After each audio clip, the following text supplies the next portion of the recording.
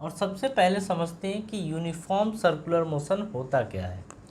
ठीक है, तो देखिए अगर हम समझें, हम सबसे पहले हेडिंग लिखें तो हम लिखेंगे यूनिफॉर्म सर्कुलर मोशन। ठीक है, हम इसके बारे में बात करेंगे। आप सबसे पहले ये समझ लीजिए, मान लीजिए एक कोई पार्टिकल है वो सर्कुलर पाथ पे मूव कर रहा है। ठीक है, मान लीजिए ये कोई पार्टिकल है, ये सर्कुलर पाथ पे मूव कर रहा है, तो हम कब कहेंगे कि यूनिफॉर्म सर्कुलर मोशन है। देखिए नॉर्मली हम बात करेंगे इसके एंगुलर स्पीड या एंगुलर वेलोसिटी के बारे में। अगर उसकी एंगुलर वेलोसिटी कांस्टेंट है यानी फिक्स है, तो हम बोलेंगे कि जो मोशन हो रहा है वो यूनिफॉर्म सर्कुलर मोशन है। यानी कि यहाँ पे जो ओमेगा मिलने वाला है, अगर ये ओमेगा कांस्टेंट हो जाए, अगर ये ओमेगा कांस्टेंट हो जाए तो हम ये समझेंगे कि ये यूनिफॉर्म सर्कुलर मोशन की कंडीशन है। ये बात पल्ले पड़ी। चलिए अब हम बात करेंगे डेफिनेशन की। तो यूनिफॉर्म सर्कुलर मोशन की डेफिनेशन को अगर देखा जाए तो इसे हम लिखते हैं, देखिए इसमें हम बोलेंगे कि when a body move in a circle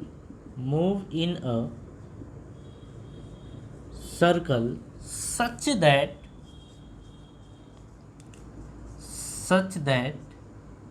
its speed always remains constant, such type of motion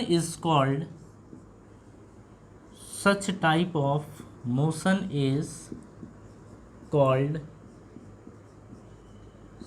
circular such type of motion is called uniform circular motion. हम बोलेंगे यूनिफॉर्म सर्कुलर मोशन। ये बात पल्ले पड़ी। यूनिफॉर्म सर्कुलर मोशन कब बोला जाएगा, हम बोलेंगे कि when a body move in a circle such that its speed always remains constant, such type of motion is called uniform circular motion.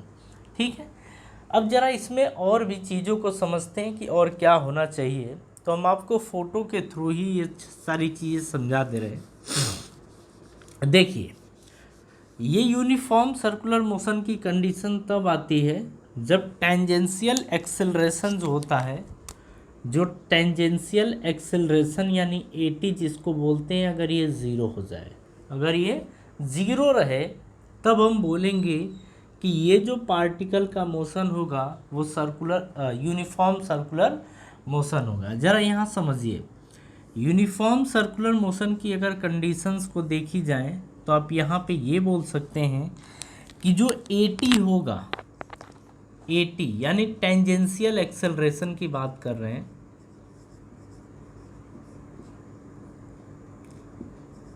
Tangential acceleration की बात कर रहे हैं, टेंजेंशियल एक्सेलरेशन ज़ीरो होना चाहिए।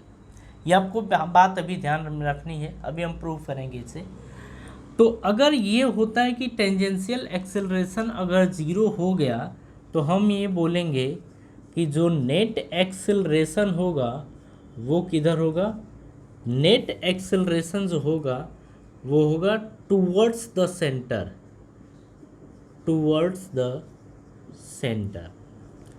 ये सेंटर की तरफ इसका नेट एक्सेलरेशन होगा। ठीक है, अच्छा 80 ज़ीरो होने का क्या मतलब है, 80 ज़ीरो होने का मतलब कि यहाँ पे 80 ज़ीरो होने का मतलब ये है कि जो आपका आर अल्फ़ा है, 80 इज इक्वल्स टू क्या होता है, r alpha, tangential acceleration r alpha zero. अच्छा आर अल्फ़ा ज़ीरो होने का मतलब कि अल्फ़ा बराबर ज़ीरो अपॉन आर, यानी कि ये भी ज़ीरो, यानी कि अल्फ़ा की वैल्यू क्या होती है, ज़ीरो। मतलब हम ये बोलेंगे कि यूनिफॉर्म सर्कुलर मोशन के केस में अल्फ़ा की वैल्यू क्या होती है, ज़ीरो। ज़रा इसको और अच्छे से लिखा जाए तो अल्फ़ा को हम लिख सकते हैं d omega by d t is equals to zero. और अगर किसी चीज़ का डिफरेंशिएशन, किसी भी फिजिकल क्वांटिटी का डिफरेंशिएशन ज़ीरो कब आता है? जब वो क्वांटिटी खुद कांस्टेंट हो। खुद क्या हो? कांस्टेंट हो। यानी कि ज़ीरो आने का मतलब यहाँ पे क्या है कि जो ओमेगा है, ओमेगा यहाँ पे क्या है? कांस्टेंट है। बात समझ में आ गई?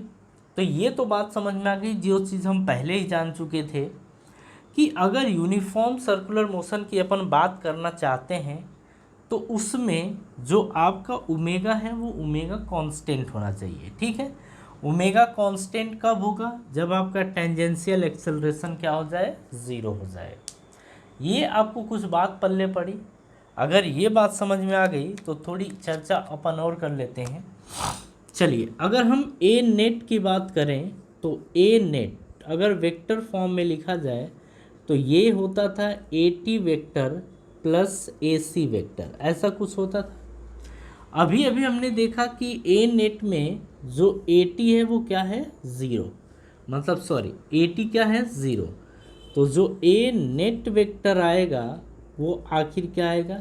ए सी वेक्टर के बराबर ये आएगा। ठीक है, अब देखिए अगर हम ए सी की बात करें, अगर इसके मैग्नीट्यूड की बात करें तो ए नेट बराबर हम ए सी लिख सकते हैं। मतलब वेक्टर हमने हटा दिया, मॉड ले लिया।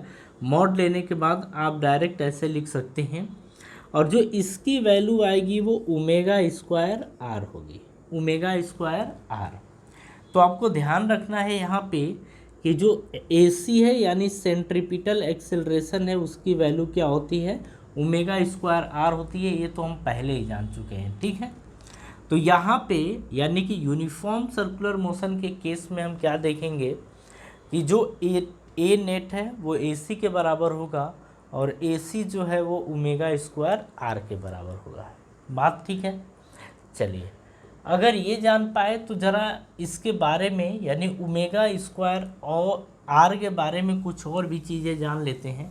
ठीक है, देखिए ए सी जो होता है इसको बोलते हैं सेंट्रीपिटल एक्सेलरेशन, या इसी को अपन नॉर्मल एक्सेलरेशन बोलते हैं। ठीक है, क्योंकि टेंजेंट से ये परपेंडिकुलर और सेंटर की तरफ होता है, इसीलिए इसे और भी नाम दे दिया जाता था नॉर्मल एक्सेलरेशन। ठीक है, अच्छा, इसे रेडियल एक्सेलरेशन भी बोला जाएगा। अब यहाँ पे ज़रा देखिए, हम बात कर रहे हैं अगर मान लीजिए ये सेंटर हो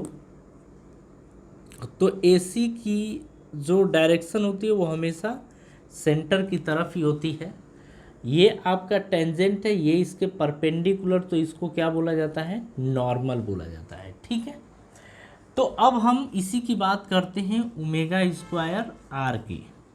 तो अगर हम ओमेगा स्क्वायर आर की बात करते हैं तो हम यहाँ पे ये बोलेंगे कि जो ओमेगा स्क्वायर आर है इसे हम सेंट्रीपिटल एक्सेलरेशन बोल सकते हैं। सेंट्रीपिटल एक्सेलरेशन इसका नाम है, आप ध्यान रखिएगा। इसको डिनोट कर सकते हैं एसी से। अच्छा, जो सेंटर की तरफ लगा है उसे एक और नाम दे सकते हैं नॉर्मल एक्सेलरेशन, नॉर्मल एक्सेलरेशन नाम दे सकते हैं। ये एन से रिप्रेजेंट कर सकते हैं इसे। अच्छा, इसी को अपन एक और चीज़ बोल सकते हैं जिसे बोलेंगे रेडियल एक्सेलरेशन, रेडियल एक्सेलरेशन। इसे अपन ए आर से डिनोट करेंगे। अच्छा, इसी को अपन बोलते हैं एक और वो नाम होता है सॉरी ये तो हो गया कि जो ओमेगा स्क्वायर आर है इसे हम सेंट्रीपिटल एक्सेलरेशन बोलते थे। इसी सेंट्रीपिटल एक्सेलरेशन को नॉर्मल एक्सेलरेशन भी बोल सकते हैं, इसी को हम रेडियल एक्सेलरेशन भी बोल सकते हैं। ठीक है, अच्छा, अगर इसकी डायरेक्शन देखी जाए कि सेंट्रीपिटल एक्सेलरेशन की डायरेक्शन क्या होती है तो हम बोलेंगे always towards the centre, always towards the centre. मतलब इसकी जो डायरेक्शन होती है वो हमेशा किसकी तरफ होती है? सेंटर की तरफ होती है। बात समझ में आ गई?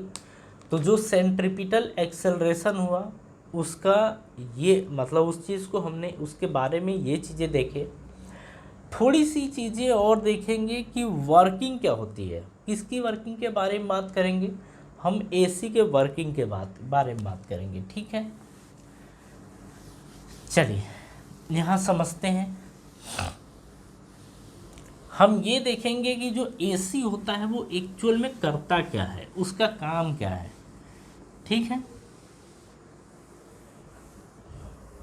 जी, चलिए ज़रा इसे समझिए। तो अगर हम यहाँ पे देखें तो हम लिखेंगे वर्किंग ऑफ एसी।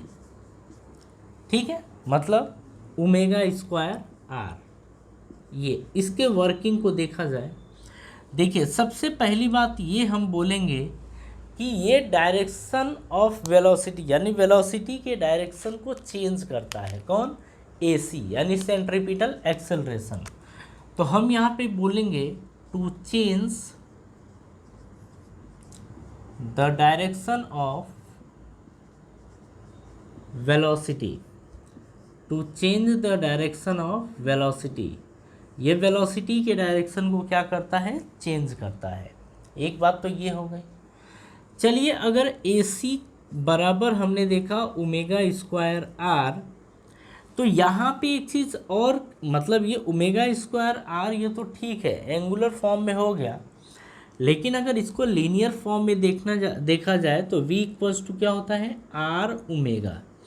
हमें यहाँ पे वेलोसिटी का फॉर्मेट लाना है, तो एक काम करते हैं, R से ऊपर नीचे मल्टीप्लाई करके देखते हैं।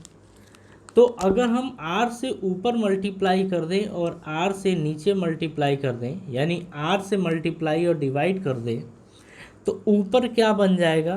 Omega square r square upon r. अच्छा, इसे चाहें तो ओमेगा आर का होल स्क्वायर अपॉन आर लिख सकते हैं। ठीक है, और V इक्वल्स टू क्या होता है? आर ओमेगा या ओमेगा आर, तो इसकी जगह हम लिख सकते हैं V का स्क्वायर अपॉन आर। ठीक है, तो यानी कि हमें एक चीज़ यहाँ से एक चीज़ और पता चल गई कि जो सेंट्रिपिटल एक्सेलरेशन होता है उसे हम ओमेगा स्क्वायर आर लिख दें या V स्क्वायर बाई आर लिख दें, बोथ आर सेम। ठीक है, मतलब इसे हम ये लिख सकते हैं। तो इसे आप याद रखिएगा कि जो सेंट्रिपिटल एक्सेलरेशन होता है उसे ओमेगा स्क्वायर आर या V स्क्वायर बाई आर लिख सकते हैं। ठीक है, ये दोनों फॉर्मूले आप ध्यान रखिएगा। तो ये नॉर्मली बात हो रही थी यूनिफॉर्म सर्कुलर मोशन के बारे में, और यूनिफॉर्म सर्कुलर मोशन के बारे में इतनी इन्फॉर्मेशन आपको ध्यान फिलहाल रखना है। ठीक है।